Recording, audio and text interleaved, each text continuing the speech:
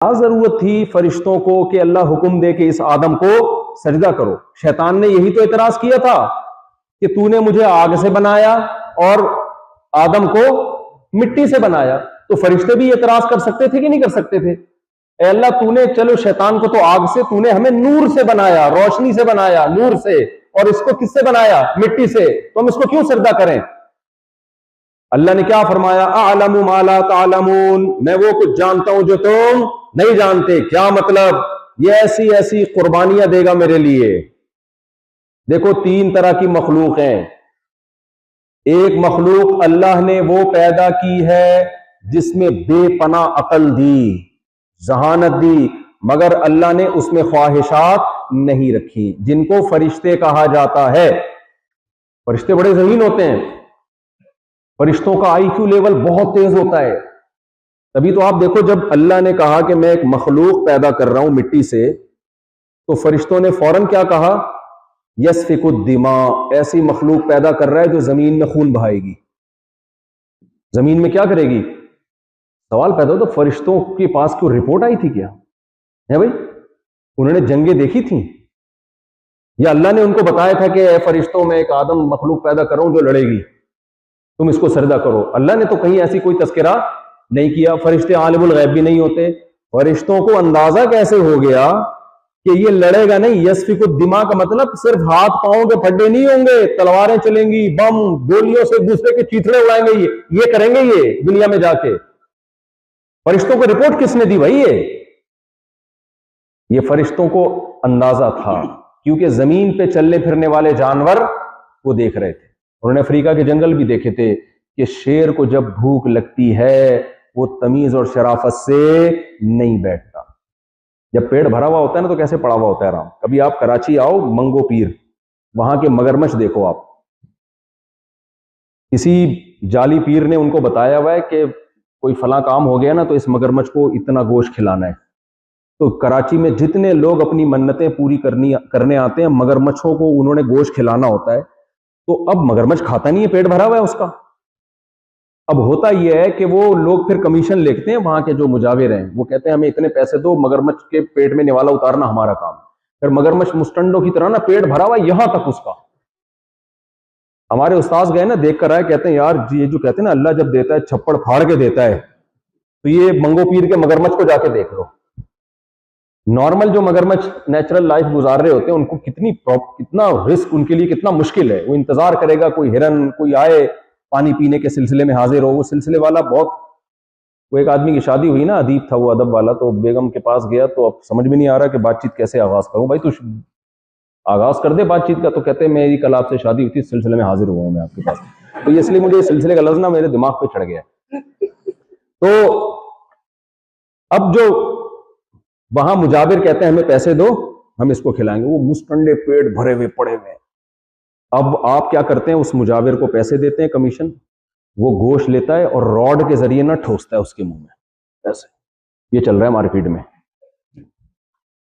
تو یہاں کے مگرمچھوں کو غصہ نہیں آتا ہوگا کہ یار ہم پورا ہفتہ انتظار کرتے ہیں, کوئی ہرن بھولا بسرا آ گیا تو رسک مل گیا, ورنہ جاب لیس ہی چل رہے ہیں. میں نے تو ابھی میں گیا تھا افریقہ, تو میں نے وہاں مگرمچھ دیکھا. میں نے کہا 2 دن سے میں یہاں پڑا ہوں, اب تک کوئی مگرمچھ نظر نہیں آیا, سارے جاب لیس. تو اللہ دیتا ہے تو چھپڑ پھاڑ کے دیتا ہے نا, تو یہ اس کی مثال وہاں ملتی ہے. تو فرشتوں نے دیکھ لیا تھا کہ جانوروں میں اللہ نے خواہشات رکھی ہیں, بھوک رکھی ہے, پیٹ ان کو دیا ہے اللہ نے, خواہشات رکھی ہیں.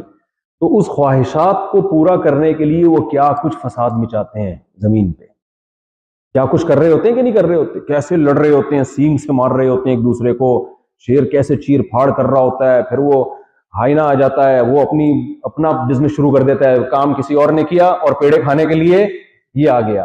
تو یہ ایک جنگل میں انہوں نے فرشتوں نے دیکھا ہے کہ جنگل میں ایک فساد چل رہا ہے, لیکن فرشتوں کو یہ معلوم تھا کہ ان جانوروں کو اللہ نے خواہش دی ہے, عقل نہیں دی, لہذا ان کا فساد ایک حد تک ہے. ایسا نہیں ہے کہ شیر نے سوچا کہ یار اتنے عرصے سے میرے باپ دادے ہرن کا شکار کرتے آ رہے ہیں, تھوڑا سا اس میں امپروومنٹ لے کر آؤ, کیا خیال ہے؟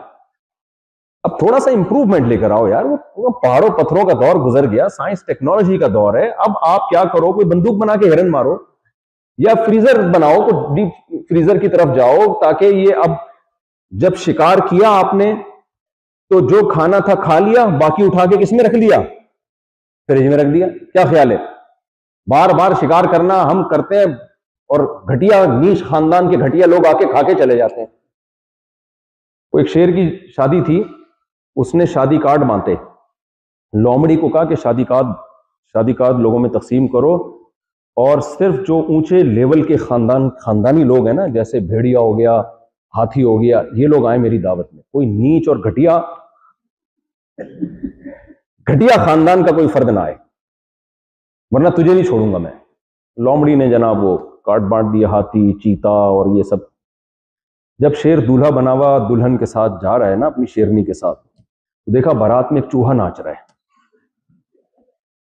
ایسے بڑے ڈانس کر رہا ہے. شیر کو بڑا غصہ آیا نا اسٹیج پہ, اس نے لومڑی کو بلایا, ادھر آؤ, یہ میں نے کہا تھا میں جنگل کا بادشاہ ہوں, یہ گھٹیا نسل کا نیچ یہ کر کے آ رہا ہے یہاں پہ.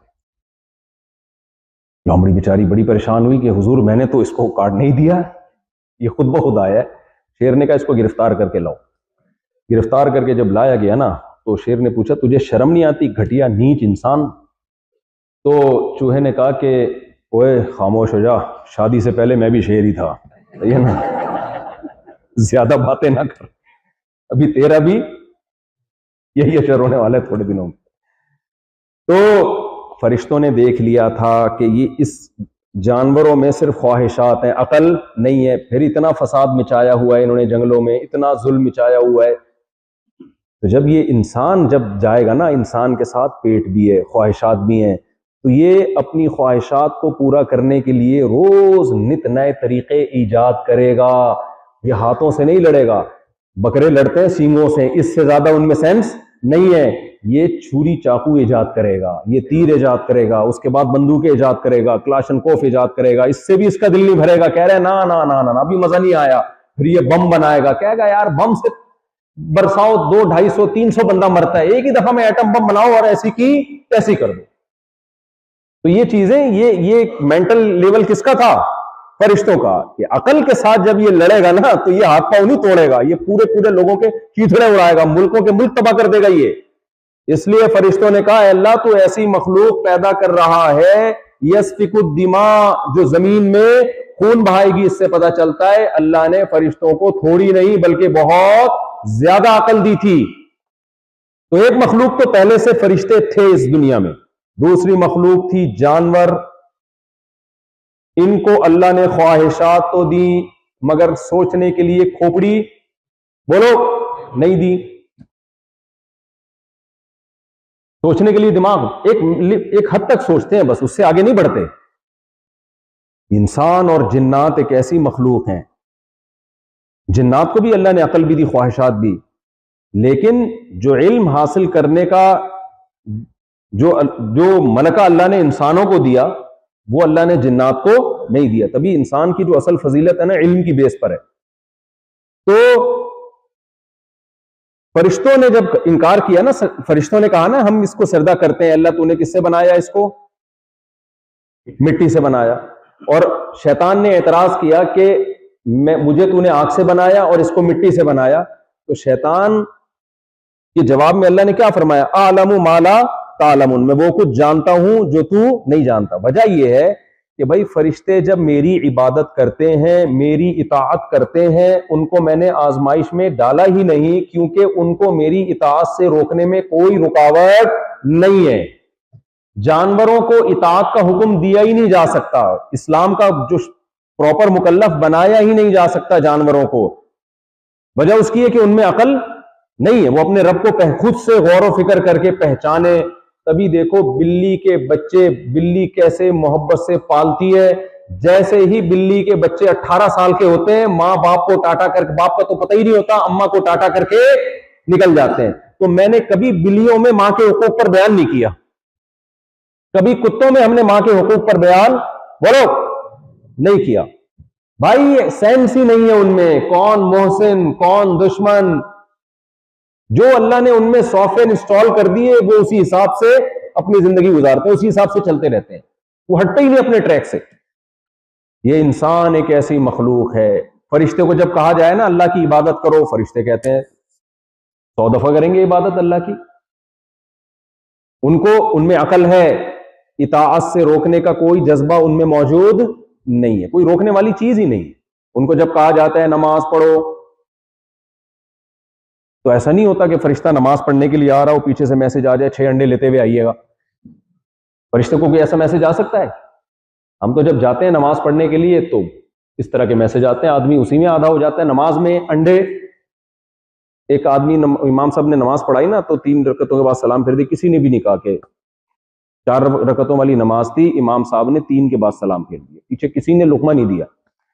ایک آدمی نے رکم دیا, امام صاحب 3 رکعتیں پڑھائی آپ نے. امام نے کہا یہ ساری مسجد بیوقوف ہے, اس کو نہیں پتا چلا, تجھے کیسے پتا چل گیا؟ کہہ رہے اصل میں میرے 4 دکانیں, 3 کا حساب ہوا تھا, چوتھی کا رہ گیا تھا, تو مجھے یقین ہے کہ تو دکانوں کا حساب انسانوں نے کرنا ہے, بال بچے انسانوں نے پالنے ہیں, روٹی کی فکر انسانوں نے کرنی ہے. فرشتوں کی زندگی ٹینشن لیس, ان کو کسی قسم کی نہ جاب, نہ کینیڈا کا ویزا چاہیے, نہ پاسپورٹ چاہیے, نہ ان کو انڈا موڑ کے ہوٹل پہ چائے پینی ہے, کچھ بھی.